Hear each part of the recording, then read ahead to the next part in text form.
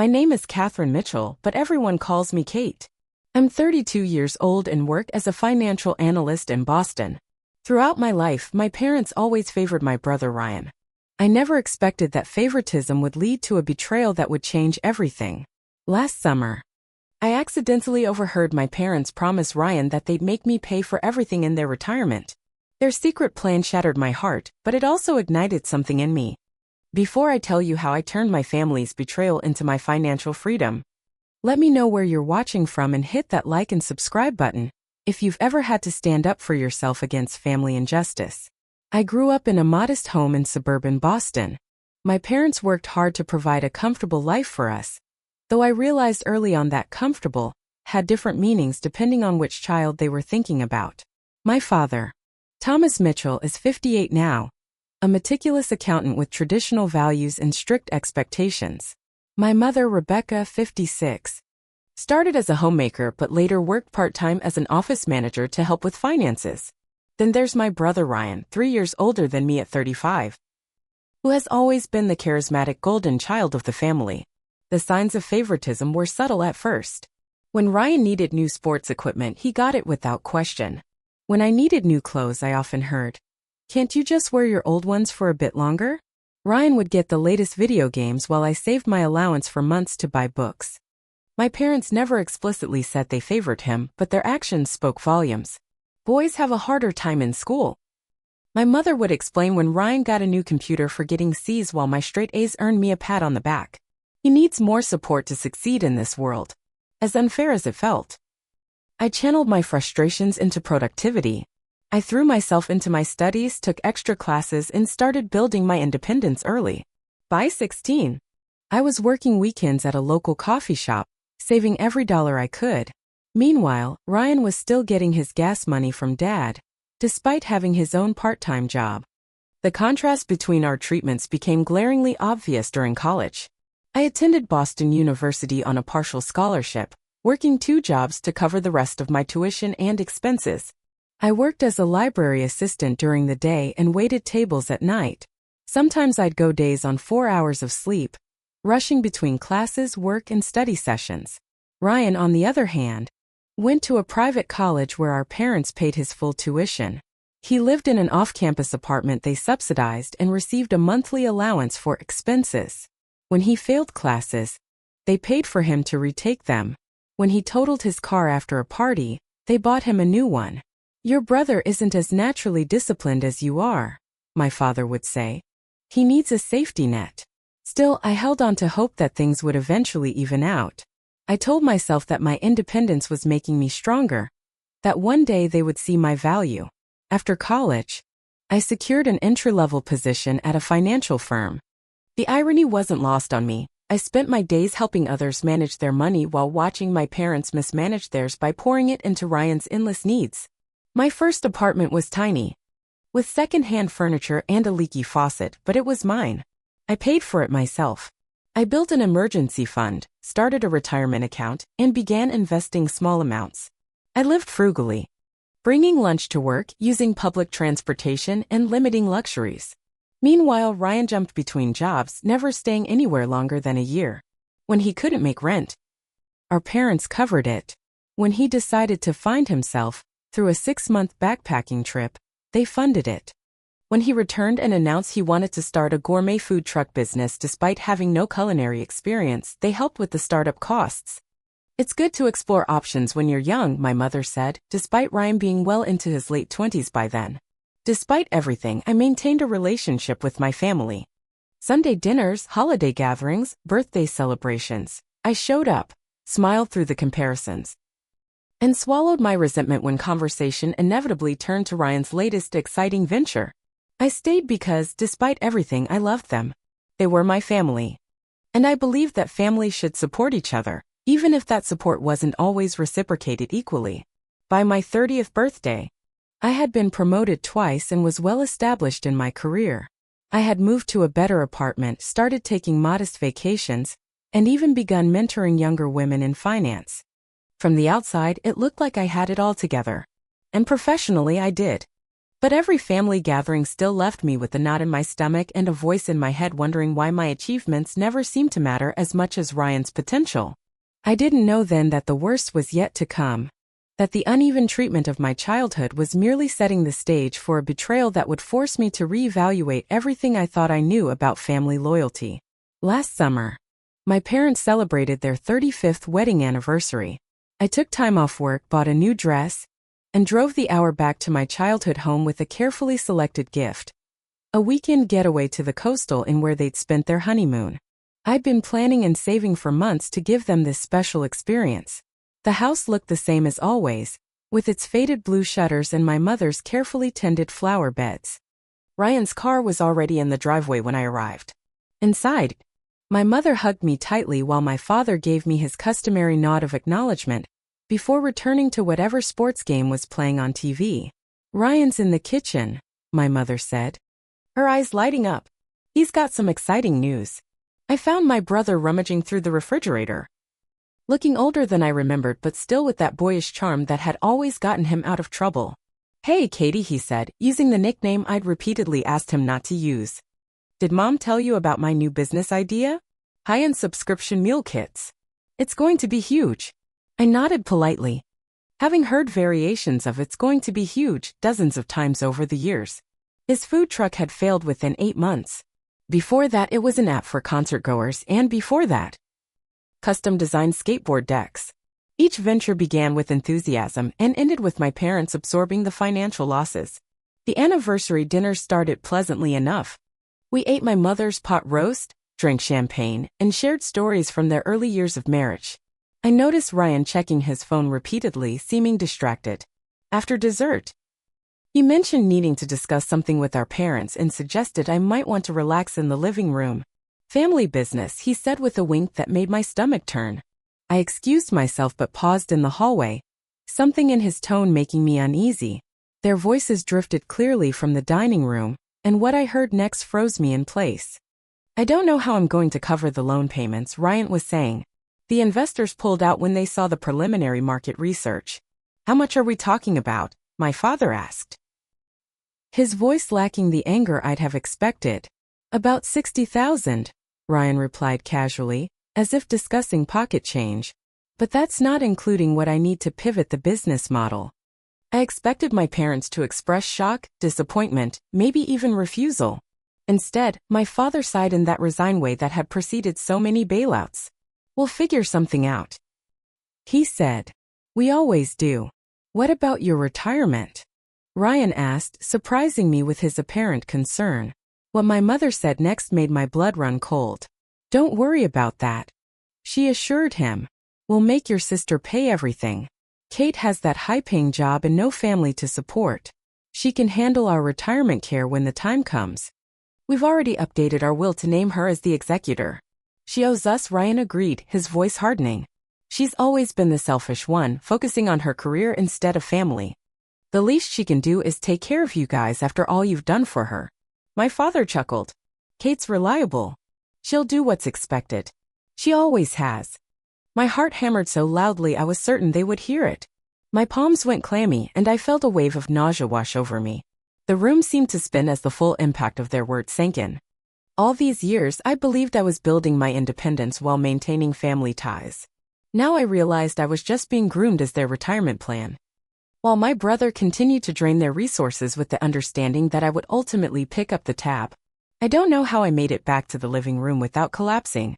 I sat there, staring at the family photos on the wall, smiling faces hiding years of inequality and, now I realized, calculated manipulation.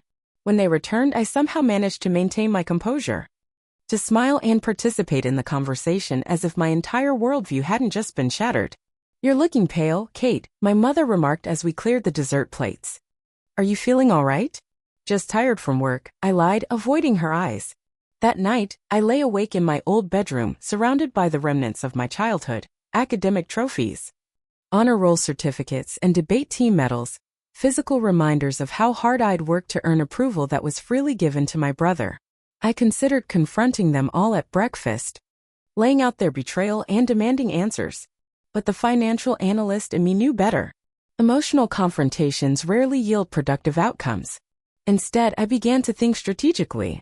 If they saw me as nothing more than a financial resource, perhaps it was time I started seeing our relationship in purely financial terms as well. The thought brought both pain and clarity. By sunrise, I'd made a decision. I would protect myself from exploitation, even if it meant redefining my concept of family. I returned to Boston the next day, citing a work emergency. The 2-hour drive passed in a blur. Once inside my apartment, the composed facade I'd maintained crumbled. I sank to the floor back against the door, and finally allowed myself to feel the full weight of what I'd discovered. The tears came in waves interspersed with flashes of anger so intense my whole body shook. After exhausting myself emotionally, I called the one person I knew would understand, my best friend, Amber Thompson. We'd met in college, both working multiple jobs while studying, and had supported each other through every life challenge since. They said what? Amber's voice rose in disbelief as I recounted what I'd overheard. They're planning for me to fund their retirement while they continue supporting Ryan's failed ventures, I repeated, the words still feeling surreal. Kate, I'm so sorry, she said after a moment of stunned silence. What are you going to do? I don't know, I admitted. Part of me wants to confront them, tell them how hurtful this is. Another part wants to just cut ties completely. Don't react emotionally, Amber advised. You're a financial analyst. Approach this like you would a client's problem. Get strategic. Her words were exactly what I needed to hear. I spent the rest of the weekend doing what I do best, analyzing financial entanglements and developing solutions. First, I needed to understand exactly what obligations I had to my family. I pulled out every financial document I could find, tax returns, loan agreements, insurance policies, anything that might connect me to my parents or Ryan financially. What I discovered was disturbing. 3 years ago, when Ryan started his food truck business, I'd co-signed a small business loan as a favor. My parents had assured me it was just a formality since Ryan didn't have sufficient credit history.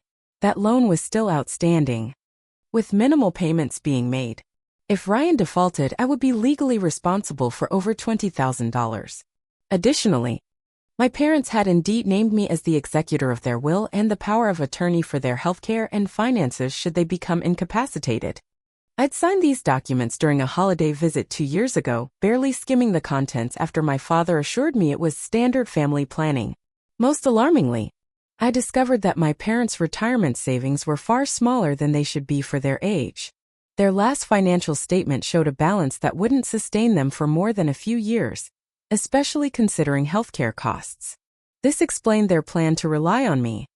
They simply hadn't saved adequately while supporting Ryan's lifestyle and failed business attempts. I needed professional advice. Monday morning, I called Jessica Reynolds, a financial advisor I'd met through work. Over lunch, I laid out the situation without emotional embellishment, presenting it as a client scenario. This is more common than you might think, Jessica said after listening carefully. Family financial exploitation often happens gradually, almost imperceptibly, until suddenly you're carrying an enormous burden. With Jessica's guidance, I created a comprehensive inventory of all financial connections to my family. Beyond the cosign loan and legal documents, there were numerous smaller entanglements. I was listed as the beneficiary on my parents' life insurance policy but was also paying the premiums on a separate policy they'd taken out on me years ago. My emergency contact at work was my mother, giving her access to information about my benefits. I'd authorized my parents to speak to my healthcare providers during a surgery last year but had never revoked that authorization. Next, I consulted with Michael Lawson, an attorney specializing in family law. His assessment was blunt. You have no legal obligation to support your parents in retirement, he confirmed. However, the co-signed loan is a legitimate liability. I recommend addressing that immediately. As I compiled this information, a disturbing picture emerged. Over the years, I'd already given my family far more than I realized. I calculated the financial support I provided, helping with property taxes when my father was between jobs, lending money for Ryan's security deposit that was never repaid, covering the deductible when my mother needed surgery, paying for repairs to the family car. The total exceeded $40,000 over just the past 5 years. I developed a 3-phase plan. Phase 1. Disentangle. Systematically sever all financial connections to my family without alerting them to my intentions. Phase 2. Secure, protect my assets and establish clear boundaries around future financial interactions. Phase 3. Confront once safe from exploitation. Address the betrayal directly. To fully understand what I was dealing with, I did something I'm not proud of. I accessed my parents' financial records using the password my father had shared years ago in case of emergency. What I found confirmed my suspicions. They had approximately 1/8 of the retirement savings recommended for their age and income level. Meanwhile, they'd spent over $200,000 on Ryan's various ventures and bailouts since he graduated college. The enormity of what they expected me to shoulder hit me anew. They weren't just asking for occasional support. They were planning for me to fund years, possibly decades of retirement for them while likely continuing to support Ryan. My entire financial future would be sacrificed to compensate for their poor planning and favoritism. That night, I wrote in my journal, I am not an ATM. I am not a retirement plan. I am a person who deserves respect and honesty from her family. This became my mantra as I moved forward with my plan. A reminder of why I needed to protect myself, even when guilt threatened to weaken my resolve. ## Part 5. Executing the plan. Phase 1. The key to successfully executing Phase 1 was appearing normal, while methodically disentangling myself financially. I needed to move carefully to avoid triggering suspicion or confrontation before I was ready. My first step was opening new accounts at a different bank. I transferred my savings in increments that wouldn't raise flags, leaving just enough in my original accounts to maintain the appearance of normalcy. I redirected my direct deposit to go to the new account, with a small portion still going to the old account to avoid immediate detection. I scheduled a meeting with HR at my company. Citing a life update as the reason, I changed my emergency contact from my mother to Amber and reviewed all my beneficiary designations, removing family members and replacing them with trusted friends and charitable organizations I supported. Making some big changes, commented Diane from HR, looking over the paperwork. Just getting organized, I replied with a casual smile. Next, I met with my insurance agent to update my policies. I removed myself from my parents' policy and stopped payments on the policy they held on me. I created a new private policy with no connection to my family. Throughout these changes, I maintained regular contact with my family but subtly shifted the patterns. Rather than answering calls immediately as I always had, I let them go to voicemail and returned them hours later.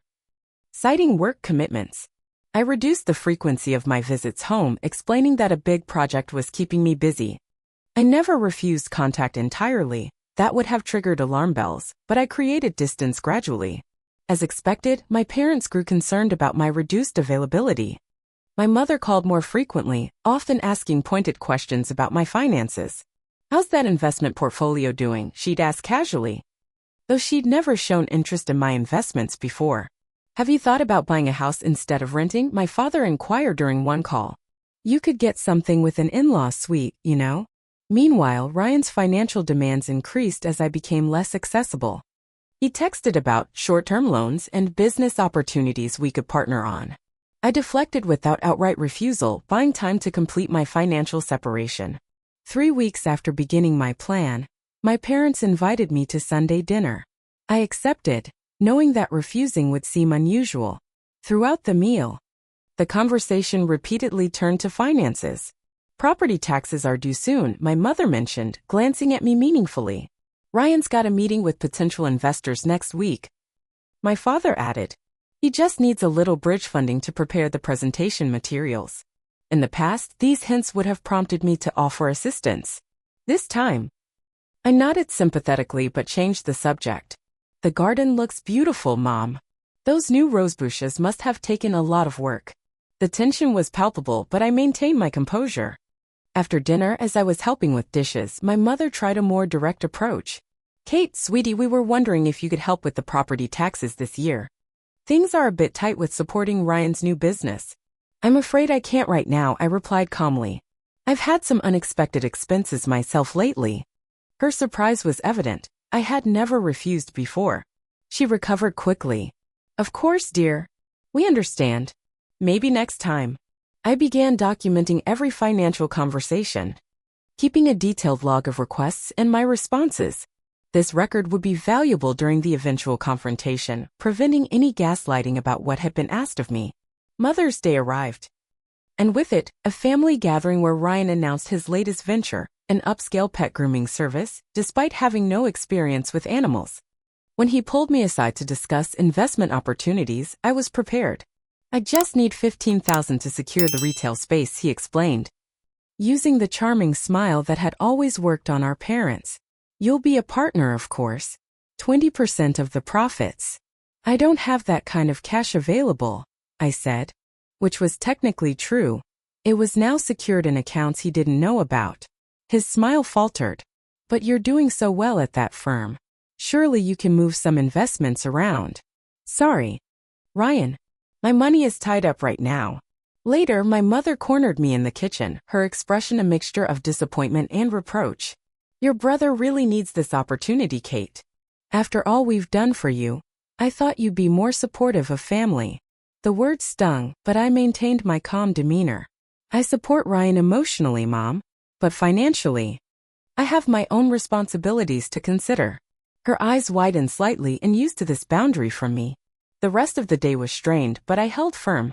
As I drove home that evening, I felt both guilty and empowered. Setting boundaries was uncomfortable but necessary for my financial survival. The first real confrontation came a week later when Ryan called directly asking for money. When I refused, his friendly facade cracked. What's going on with you lately? He demanded. You've changed. I'm just being more careful with my finances, I replied. This is about family, Kate. Not finances. When family needs help, you step up. I agree, I said quietly. But stepping up has to go both ways. He hung up without responding. Phase 1 was nearly complete, and the real challenges were about to begin. One Tuesday evening in early August, my father called. Kate, we need to discuss an urgent family matter. Can you come over this weekend? His tone left no room for refusal. I agreed, knowing this would likely be the beginning of Phase 3, the confrontation. I spent the week finalizing my financial protection measures and preparing mentally for what was to come. That Saturday, I arrived at my parents' house to find Ryan's car already in the driveway. Inside, the atmosphere was tense. My mother had prepared a formal lunch, complete with her best china, a sign that this was no ordinary family gathering. After stilted small talk over sandwiches, my father cleared his throat. We've asked you here because we need to discuss the future. Your mother and I are getting older, and it's time to make concrete plans. My mother smiled warmly, though it didn't reach her eyes. We've always been proud of how responsible you are, Kate. How successful. I nodded, waiting for the real purpose of this meeting. We've decided to downsize, my father continued. This house is too big for us now, and the maintenance is becoming difficult. That makes sense, I said carefully. We've looked into retirement communities, my mother added. But they're so expensive. And we'd really prefer to stay in a family home. My father leaned forward. What we're proposing is that you purchase this house from us. We'd use the money to clear our debts and have a small nest egg. We would continue living here, of course. The pieces clicked into place. They wanted me to buy the house and let them live in it rent-free, effectively paying for their housing while they retained the comfort of their home. And there's one other thing, my mother added, glancing at Ryan. Your brother is making a career change. He's going to need some support while he establishes himself in the pet grooming industry. Ryan smiled sheepishly. Just temporarily, sis. The business will be profitable within 6 months. My father pulled out a folder labeled Family Financial Plan. Inside was a detailed proposal. I would purchase their house at market value, approximately $400,000, allow them to live there indefinitely, and provide a monthly stipend to both them and Ryan until his business became profitable. We think this is the fairest arrangement, my father concluded. You have the means. And this ensures the family is taken care of. I took a deep breath. This is a lot to process. I'll need time to consider it and review my finances. Ryan's face darkened. What's there to consider? This is family. Even family financial decisions require careful thought, I replied evenly. I need to look at my budget and speak with my financial advisor. You can afford it, Ryan snapped. You've been hoarding your money for years while I've been pursuing entrepreneurship and taking care of mom and dad. I nearly laughed at the absurdity of his statement. He had never taken care of our parents, quite the opposite. My father's expression hardened.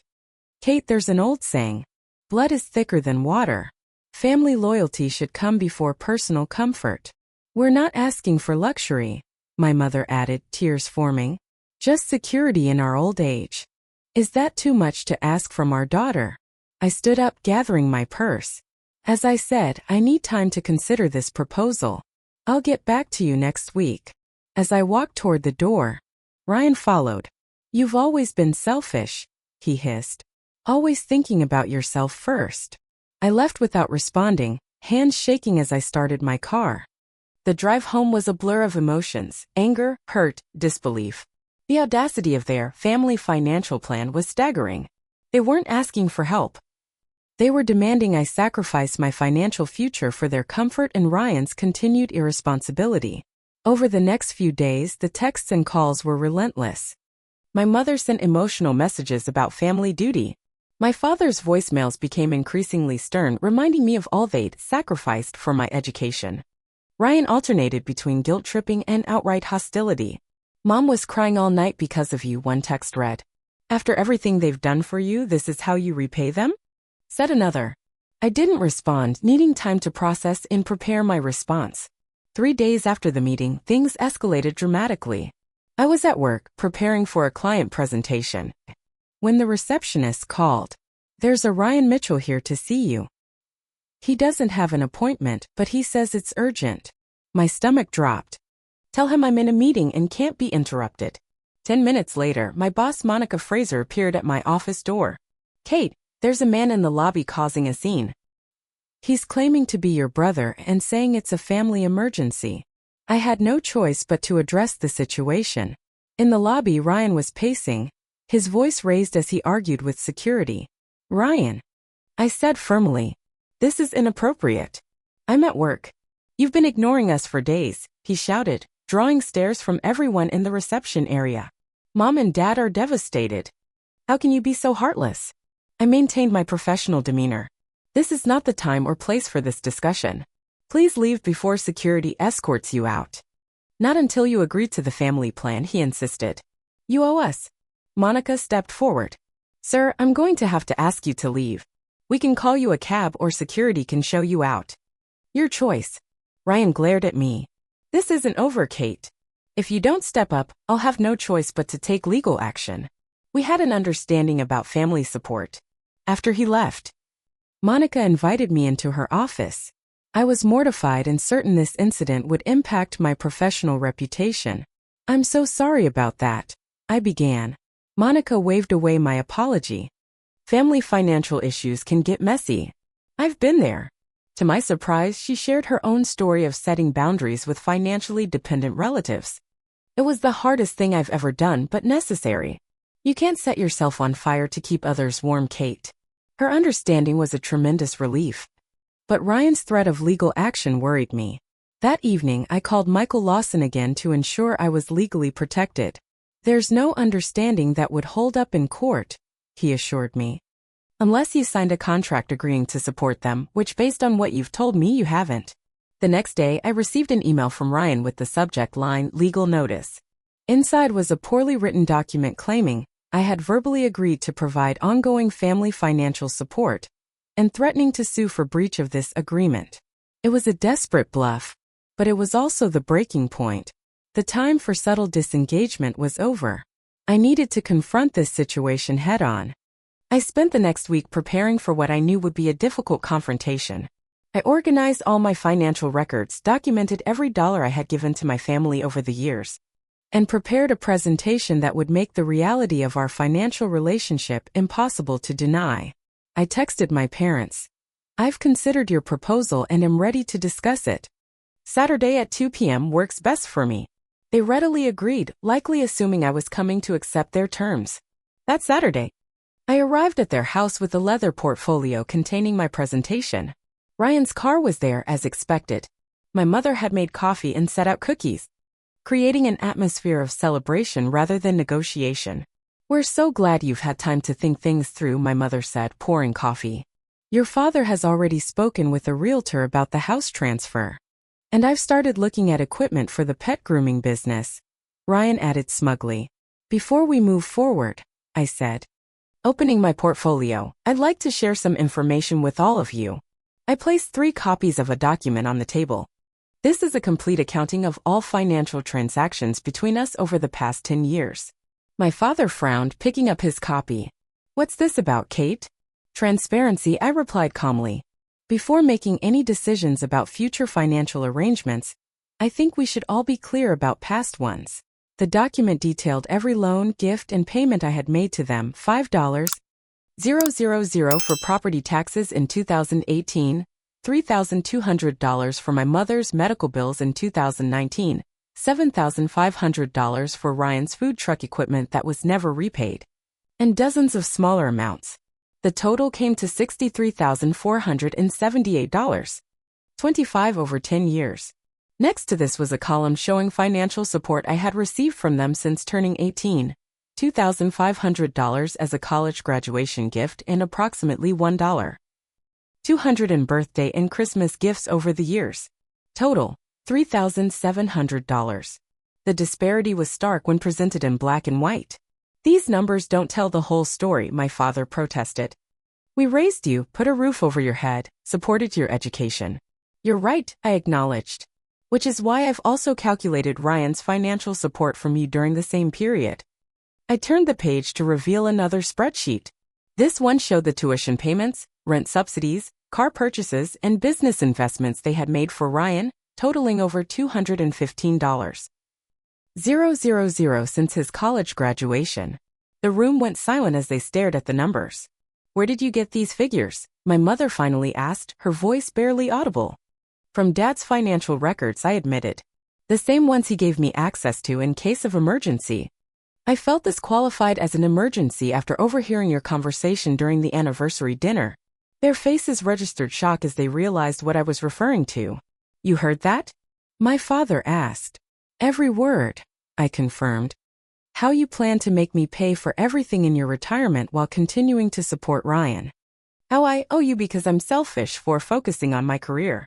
Ryan's face flushed with anger. You were eavesdropping? I was walking back from the bathroom when I heard my name. And I'm glad I did, because it revealed the truth about how you all see me, not as a daughter or sister, but as a financial resource to be exploited. My mother's eyes filled with tears. That's not true, Kate.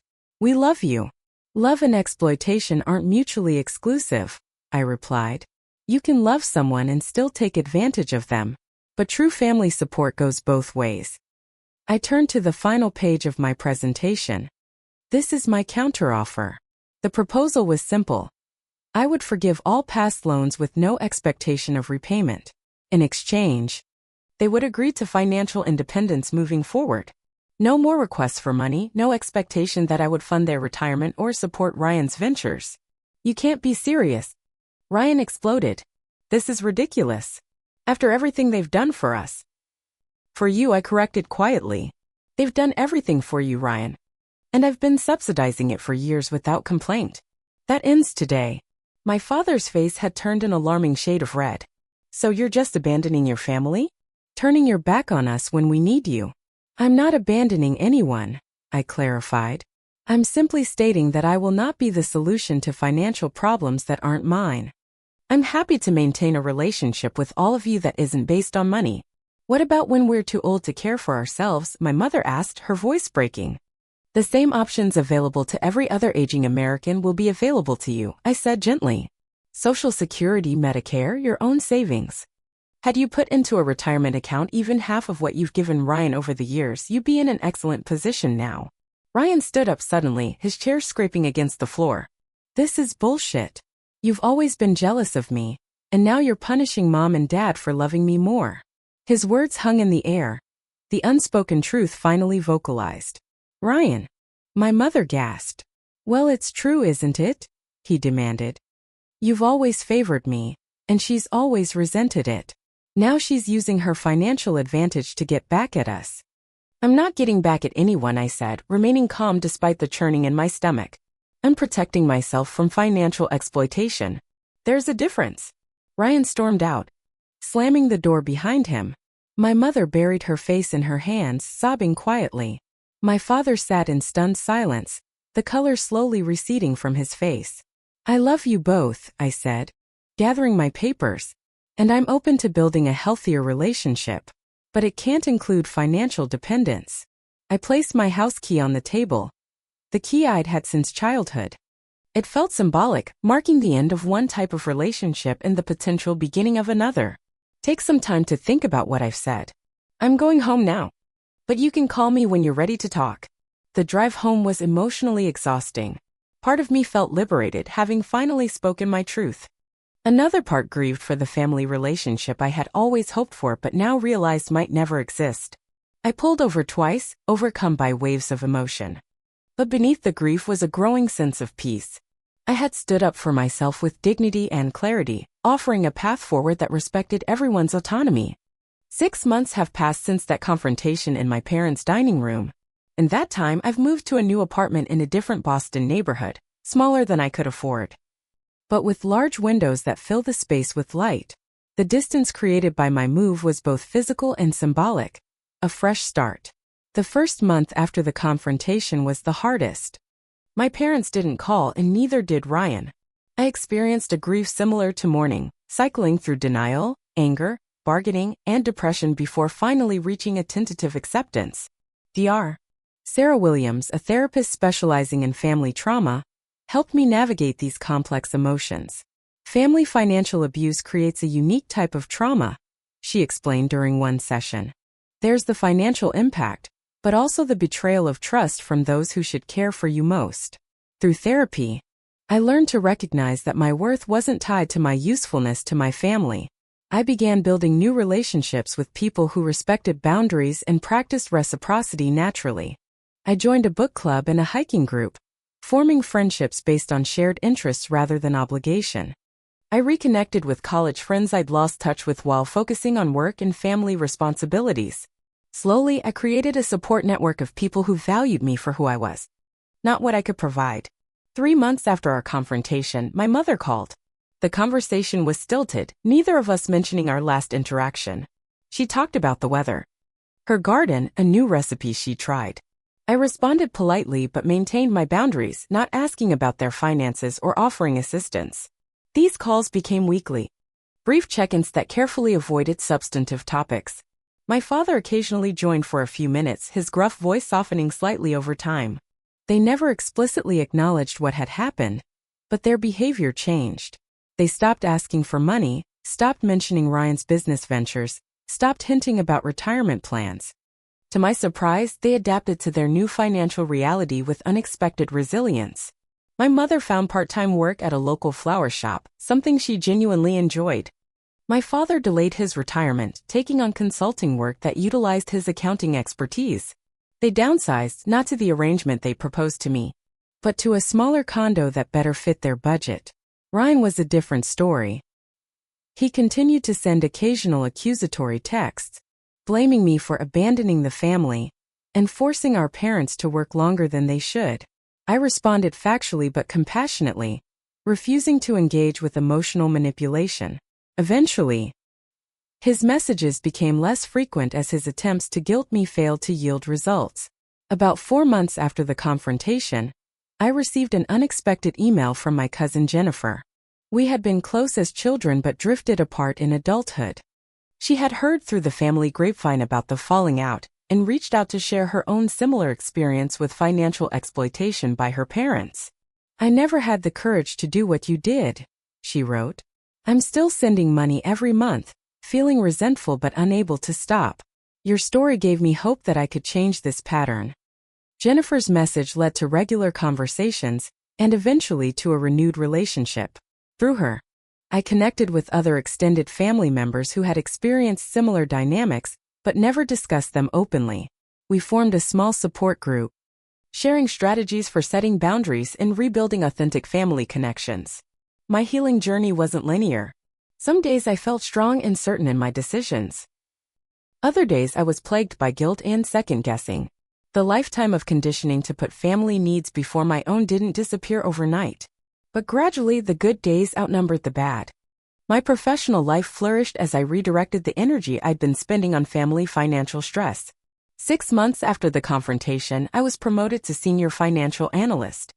With a significant salary increase and expanded responsibilities, The irony wasn't lost on me. By protecting my financial resources, I had created the mental space to advance my career further.